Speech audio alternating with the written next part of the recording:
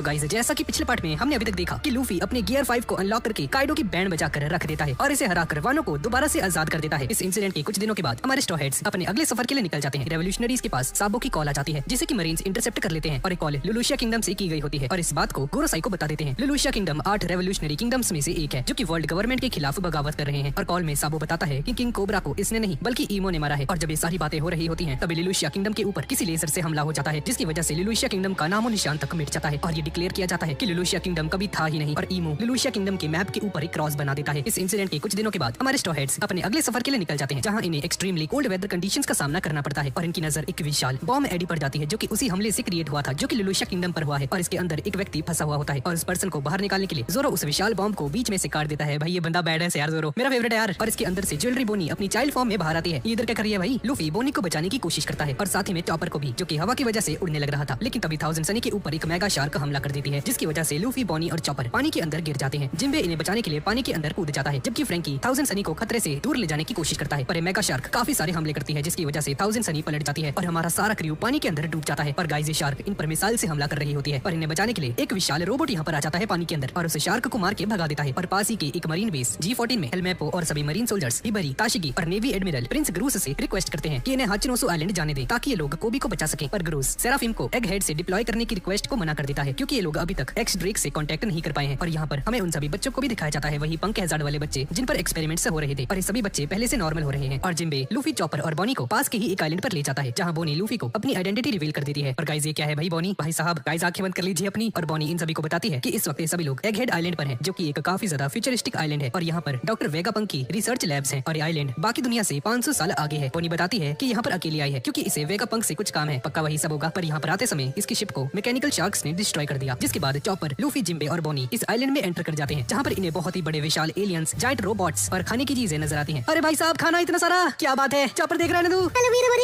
पर सभी खाना होलोग्राम होता है। यहाँ पर इनकी मुलाकात एक लड़की से होती है जो कि इन्हें इस आइलैंड के बारे में समझाती है और ये भी बताती है कि इसके पास फोटोनिक ग्लव्स हैं जिसका यूज करके ये इन सभी होलोग्राम्स से इंटरेक्ट कर सकती है। पर जब ये लोग इस लड़की से इसकी आइडेंटिटी पूछते हैं तो ये लड़की खुद को डॉक्टर वेगापंक बुलाती है। ये सुनकर सभी लोग हैरान रह जाते हैं पर बोनी जो कि पहले ऑलरेडी वेगापंक से मिल चुकी है ये बताती है कि ये लड़की झूठ कह रही है। और यहाँ पर एक रोबोट ने हमारे स्ट्रॉ हेड पायरेट्स को बचा लिया है और इस रोबोट के अंदर से एक लड़की बाहर निकलती है और ये भी खुद को वेगापंक बुलाती है और इसकी शर्ट के ऊपर पंक 2 लिखा होता है। पर रॉबिन बताती है कि जहाँ तक इसने सुना था कि वेगापंक तो एक बूढ़ा आदमी है और अगर सचमुच में वेगापंक है भी तो आखिर इतनी यंग कैसे दिख रही है। और ये लड़की बताती है कि इसका असली नाम लिलिथ है और ये वेगापंक की असली बॉडी नहीं है, ये तो वेगापंक नंबर 2 है और स्ट्रॉ हेड पायरेट्स से पैसों की डिमांड करती है। अपना सारा कीमती सामान मुझे दे दो, इसके बाद मैं तुम्हें जाने दूंगी और अगर तुम ऐसा नहीं कर पाते हो तो मैं अपने सी बीस्ट वेपन्स का यूज करके तुम पर हमला करवा दूंगी। और इस औरत को पैसे इसलिए चाहिए होते हैं क्योंकि वेगापंक की जितनी भी रिसर्च होती है उसमें काफी ज्यादा फंड्स की जरूरत पड़ती है, इसलिए रिसर्चेस को जारी रखने के लिए हमारे स्ट्रॉ हेड पायरेट्स से हफ्ता वसूली करती है। लेकिन तभी लिलिथ को इसी शाका नाम के बंदे की कॉल आती है जो कि इससे कहता है कि भाई ये कर क्या रही है? तो क्या तुम जानते नहीं वो स्ट्रॉ हेड पायरेट्स हैं जिनका कैप्टन अभी अभी एक एम्परर बना है? हाँ, मुझे इसके बारे में मालूम है, तभी तो मैं यहाँ पर आई हूँ। इनके पास बहुत सारे पैसे होंगे। ये सुनकर शाका कहता है कि लगता है बावली तुझे समझ नहीं आ रहा, इस शिप के अंदर जोरो है जिसकी बाउंटी 1.111 बिलियन बेरीज है और इतने सारे सी मॉन्स्टर्स को देखकर भी इसलिए शांत बैठा है क्योंकि इसे मालूम है कि वो इतने ज्यादा डिस्टेंस से भी तुझे बीच में से काट सकता है। और साथ ही में इस शिप के ऊपर डीमन चाइल्ड निको रॉबिन भी है। जिसके बाद जोरो लिलिथ और शाका को अपनी डिमांड बताता है और शाका जो कि वेगापंक नंबर 1 है जोरो से इंप्रेस होकर इन्हें एग हेड आइलैंड में बुलाता है और सभी लोग लिलिथ के अंदर बैठकर उस जायंट रोबोट की हेल्प से एग हेड आइलैंड के अंदर चले जाते हैं जहाँ पर जोरो और ब्रू के अलावा सभी लोग आइलैंड को एक्सप्लोर करने लगते हैं। और लिलिथ इन सभी को कुछ फ्यूचरिस्टिक क्लोथ्स भी देती है जो कि काफी ज्यादा कूल लगते हैं। और हमारे साथियों की मुसीबत को और भी ज्यादा बढ़ाने के लिए CP0 जिसके अंदर रॉब, लूची और काकू भी जुड़ चुके हैं अपने साथ एक न्यू सेराफिम अपने साथ लेकर एग हेड आइलैंड की तरफ निकल जाते हैं वेगापंक को डिस्ट्रॉय करने के लिए। और CP0 की डिस्कशन में काकू सभी को बताता है कि वेगापंक ने अपने वक्त को बचाने के लिए खुद को 6 अलग अलग बॉडीज में स्प्लिट कर लिया है जो कि एज अ सैटेलाइट काम करते हैं और इसका जो असली शरीर है वो कहीं अलग ही छुपा हुआ है। इसके बाद हम लूफी के ग्रुप को देखते हैं जो कि ऑटोमेटिक मशीन से बहुत सारा खाना ठूसने के बाद एटलस को अलविदा कहता है जो कि बाकी के होलोग्राम्स के साथ लड़ने चली जाती है अपने स्ट्रेस को कम करने के लिए। जिसके बाद लूफी और इन सभी को एक क्लोथ डिस्पेंसरी मिलती है और अपने कपड़ों को चेंज कर लेते हैं। क्या बात है, ये तो बहुत ही ज्यादा कूल है। लूफी, मुझे तो लगता है मैं 500 साल आगे आ गया हूँ। पर तभी इनका सामना एक पुलिस स्पेसिफिस्ता से हो जाता है जो कि इन पर हमला करने के लिए आया था क्योंकि इन सभी ने यहाँ पर फ्री का खाना खा लिया है और पैसे नहीं दिए हैं। अब लूफी स्पेसिफिस्ता पर हमला करने के लिए आगे बढ़ता है पर बॉनी लूफी को रोक लेती है और इन्हें बताती है कि असल में ये इनके पिताजी हैं। और हमें पता चलता है कि कुमा बोनी का पिता है। ये मेरे पिता है। बोनी, क्या तुम पागल हो चुके हो? ये बार्थोलोमियो कुमा नहीं है, ये तो एक पैसिफिस्ता है। और ये सभी लोग स्पेसिफिस्ता को चकमा देने में कामयाब हो जाते हैं बोनी के डेविल फ्रूट का यूज करके। और जिम्बे बताता है कि इसे ये मालूम था कि कुमा सोरबेत किंगडम का राजा था जिसे इसके बुरे कामों की वजह से वहाँ से भगा दिया गया। जिसके बाद कुमा ने रेवोल्यूशनरी आर्मी को ज्वाइन कर लिया पर मरीन्स के द्वारा पकड़े जाने पर इसे उम्र कैद की सजा सुनाई जाती है। और जिम्बे बताता है कि जब वेगापंक ने कुमा की फिजिकल स्ट्रेंथ में इंटरेस्ट दिखाया तो वर्ल्ड गवर्नमेंट ने कुमा को एक चॉइस दी कि एक वॉरलॉर्ड बनकर अपनी फ्रीडम को दोबारा से पा सकता है लेकिन बदले में इसे अपनी बॉडी को साइंस के लिए सेक्रीफाइस करना होगा जिसके लिए कुमा मान जाता है। पर बोनी बताती है कि ये सारी बातें झूठ हैं और कुमा ने रेवोल्यूशनरी आर्मी को इसलिए ज्वाइन किया क्योंकि वो सरकार को हेट करता था। जरूर उसे फोर्स किया गया होगा। होगा अपनी बॉडी को साइंस की खातिर सेक्रीफाइस करने के लिए, क्योंकि कुमा एक स्पेशल रेस से बिलोंग करते हैं। एग हेड आइलैंड के अंदर शाका अपनी आने वाली मौत को महसूस कर लेता है और ड्रैगन को कांटेक्ट करता है और ड्रैगन से हेल्प मांगता है। और एग हेड आइलैंड से काफी दूर विनर आइलैंड के पास ब्लैक बियर्ड पायरेट्स का सामना ट्रैफलगर लॉ के साथ हो जाता है। और जब ट्रैफलगर लॉ की क्रू पर हमला होता है तो ये सभी हार्ड पायरेट्स औरतों में कन्वर्ट हो जाते हैं। और ये सब कुछ ब्लैक बियर्ड की ही एक क्रू मेंबर डॉक क्यू का होता है, जिसने शिकु शिकु नोमी एक पैरामीशिया टाइप डेविल फ्रूट खा रखा है। इसे सिक सिक फ्रूट भी कहा जाता है, जिसका यूज करके ये किसी को भी उसके अपोजिट जेंडर में बदल सकता है और लॉ एक कुड़ी में बदल जाता है। साथ ही में इसका पूरा क्रू भी। सभी लोग लड़ने के लिए तैयार हो जाओ, जल्दी करो।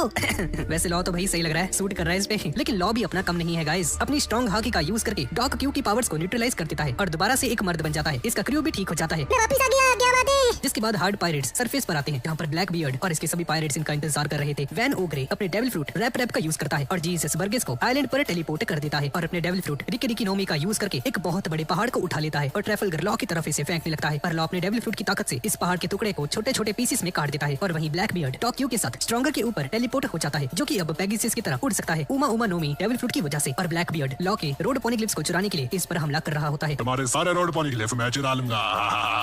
और लॉ अपनी र्यू अवेकन्ड टेक्निक आर रूम एम्पुटेट का यूज करता है और आसमान में ही स्ट्रॉन्गर और ब्लैक बियर्ड की बॉडी को बीच में से काट देता है। जिसके बाद ब्लैक बियर्ड भी ट्रिमर फ्रूट की ताकत का यूज करता है और पूरे आइलैंड पर शॉक वेव से हमला कर देता है। और डॉक्यू यहाँ पर अपनी एक्सप्लोसिव एप्पल्स की ताकत का यूज करके सभी हार्ड पायरेट्स के ऊपर अटैक करने की कोशिश करता है, लेकिन साची अपनी एबिलिटीज का यूज करके इन सभी एप्पल बॉल्स को इंटरसेप्ट कर लेता है और इन्हें हवा में ही डिस्ट्रॉय कर लेता है। और यहाँ पर पांडा बेपो भी वैन ओगर की लोकेशन के बारे में लॉ को बताता है। Sniper 3 o'clock। और वैन ओगरे लॉ पर एक स्नाइपर से हमला कर देता है, लेकिन इसके हमले को हार्ड पायरेट का एक मेंबर रोक लेता है। जिसके बाद लॉ यहाँ पर ब्लैक बियर्ड के ऊपर केरोम शॉक विली से हमला करता है, जिस हमले का यूज करके इसने बिग मॉम को हराया था। और इस हमले के इम्पैक्ट से ब्लैक बियर्ड काफी ज्यादा इंजर्ड हो जाता है। ब्लैक बियर्ड घायल हो जाता है और वैन ओगर ब्लैक बियर्ड को नीचे गिरने से बचा लेता है और इसे लॉ के सामने टेलीपोर्ट करता है। और दोबारा से ब्लैक बियर्ड और लॉ एक दूसरे के आमने सामने आकर लड़ने लगते हैं। ब्लैक बियर्ड अपने ब्लैक वोटेक्स का यूज करता है। ये black vortex devil fruit users की एबिलिटीज को नलिफाई कर देता है और बचे हुए हार्ड पायरेट्स के लोग ब्लैक बियर्ड की शिप पर हमला कर रहे होते हैं। और जब ये हमला हो रहा होता है, हमें यहाँ पर शार्लेट पुडिंग दिखाई जाती है, जो कि बिग मॉम की 35th डॉटर है, जिसे कि हमने होल केक आइलैंड में देखा था। सांजी की बंदी को ब्लैक बियर्ड ने कुछ हफ्ते पहले ही किडनैप कर लिया था होल केक आइलैंड से, क्योंकि ये लड़की अपने थर्ड आई से रोड पॉनीग्लिफ्स को रीड कर सकती है और ये ब्लैक बियर्ड के काफी ज्यादा काम आ सकती है वन पीस को हासिल करने के लिए। और यहाँ पर मरीन हेडक्वार्टर्स में साकाजुकी काफी ज्यादा फ्रस्ट्रेटेड हो जाता है, क्योंकि ब्लैक बियर्ड और लॉ आपस में लड़ रहे हैं। इस खबर को सुनने के बावजूद भी ये कुछ नहीं कर सकता है और यहाँ पर लॉ और ब्लैक बियर्ड एक दूसरे के साथ बहुत ही खतरनाक फाइट कर रहे होते हैं। और इस फाइट के बीच में ही ब्लैक बियर्ड ब्लैक वोटेक्स का यूज करके लॉ की पावर्स को नलिफाई कर देता है और लॉ आर की कगार पर आकर खड़ा हो जाता है। इसके बाद हम सांजी, उसोप, नामी, रॉबिन इन सभी को देखते हैं। लेलित इन सभी को नए नए कपड़े दिखाती है और इस आइलैंड को एक्सप्लोर करने लगते हैं। और यहाँ शिप के ऊपर जोरो और ब्रू के साथ हम कारिबू को भी देखते हैं और इन लोगों ने वानो से कारिबू को भी उठा लिया था। और यहाँ पर नामी और ये सभी लोग वेगापंक की एक लैब में पहुंच जाते हैं और यहाँ की टेक्नोलॉजी को देखकर सभी लोग बहुत ही ज्यादा हैरान हो जाते हैं। जैसे कि यहाँ पर एस्केलेटर्स होते हैं, खतरनाक फ्यूचरिस्टिक चीजें होती हैं। और लिलिथ ने समझाती है कि एग हेड आइलैंड आग का यूज करता है इस पूरे आइलैंड को चलाने के लिए। जिसके बाद अचानक से लिलिथ गायब हो जाती है और हमारे साथियों को वेगापंक एडिसन गाइड करता है। और जैसे जैसे एडिसन बताता है, हमारे स्टॉ हेड आगे के रास्ते को फॉलो करते हैं और ये सभी लोग एक कमरे में जाकर पहुंच जाते हैं, जहाँ पर इनका सामना जिम्बे के एक क्लोन पैसिफिस्ता से हो जाता है, जो कि बहुत ही ज्यादा खतरनाक दिख रहा था। इसे देखकर सभी लोग हैरान रह जाते हैं। ओ जिम्बे पाजी तुसी ਇੱਥੇ ਕੀ ਕਰਦੇ ਆ? लगता है ये उसका बेटा है मोटू सा, काफी अजीब लग रहा है। ओ जिम्बे पाजी किसी को समझ में नहीं आता कि यहाँ पर चल क्या रहा है, पर पैसिफिस्ता इन पर हमला कर देता है और स्टॉ हेड्स भी लड़ने के लिए तैयार हो जाते हैं। पर ये बंदा बहुत ही ज्यादा खतरनाक होता है और टेक्नोलॉजी से लैस था और हमारे स्टॉ हेड्स को इसके साथ लड़ने में काफी ज्यादा मुश्किलें आती हैं। और ये अकेला बंदा इन सभी की बैंड बजा के रख देता है। फिशमैन कराटे, लुनेरियन फिजिक, साइबर मॉडिफिकेशंस और सुइसी नोमी जैसी एबिलिटीज इन सभी की बैंड बजाती है। मैं जानता था सरकार हमें कभी भी वेलकम नहीं करने वाली है। हाँ साहब, तुमने सही कहा, ये थोड़ा अजीब है। हम इतनी आसानी से यहाँ पर पहुँच गए। ਤੁਹਾਨੂੰ ਸਾਰਿਆਂ ਨੂੰ ਇਕੱਠਾ ਕਰਕੇ ਤੂੰ ਸਾਨੂੰ ਮਾਰਨਾ ਚਾਹੁੰਦਾ ਸੀ ਨਾ? ਸਾਲਿਆ तू नहीं बचदा ਹੁਣ। मुझे लगता है इसीलिए इन लोगों ने पैसिफिस्ता को तैयार रखा था, पर ये बिल्कुल चिंबे के जैसा लग रहा है। और नामी ज्यूस के साथ मिलकर इसके साथ लड़ने लगती है और तभी ये पैसिफिस्ता नीचे जमीन के अंदर चला जाता है। ये देखकर सभी लोग हैरान रह जाते हैं और जमीन के अंदर से नामी की तरफ आगे बढ़ने लगता है। नामी को पकड़ लेता है। साले लड़की पर हाथ उठाता है। ठीक है, अब तुम मरने वाले हो चिंबे। और डियाब्लो जैम्बो का यूज करके इस पर हमला कर देता है और पैसिफिस्ता दूर जाके गिर जाता है। तुमने जो भी किया उसे माफ नहीं किया जा सकता है।